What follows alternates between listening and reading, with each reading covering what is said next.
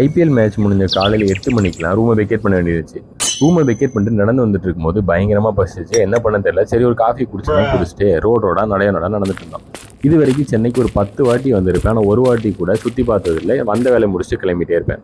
சரி அப்படி சுற்றி பார்க்கலாம்னு நினச்ச இடம் தான் வந்துட்டு மெரினா பீச். சென்னை டு தூத்துக்குடி போகிற தக்கல் ட்ரெயினில் நைட்டு 7 மணிக்கு புக் பண்ணியிருந்தேன்.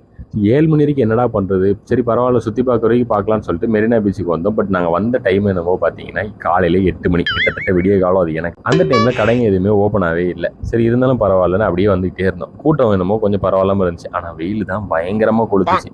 பக்கத்தில் போனதுக்கப்புறம் என்ன பண்ணலான்னு யோசிச்சுட்டு இருக்கும்போது சரி ஒரு ஸ்பாட்டை பார்த்து உட்காரலான்னு சொல்லி நடந்துட்டு இருக்கும்போது எனக்கு ஒரு ஸ்ட்ரைக் ஆச்சு. எல்லா ஊர் கடற்கரையும் நான் ஓரளவு நிறையா பார்த்துருக்கேன். ஆனால் எதுவுமே இந்த அளவுக்கு சுத்தமாகவும் இல்லை. சரி ஒரு ப்ளசண்ட்டாக இருந்துச்சுன்னு சொல்லிட்டு நாங்களும் நேராக போய் ஒரு குழந்தைங்க விளையாடுற இடமா பார்த்து உட்காந்துட்டோம். இதே எவ்வளோ நேரம் தான் பார்த்துட்டு இருக்குதுன்னு தோணுச்சு.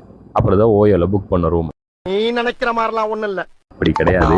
7 மணிக்கு ட்ரெயினுங்கனால அது வரைக்கும் ரெஸ்ட் எடுக்க ஒரு இடம் தேவைப்படுமேன்னு சொல்லிட்டு தான் புக் பண்ணோம். இதுதான் வந்துட்டு பார்த்தீங்கன்னா நாங்கள் புக் பண்ண ரூம்.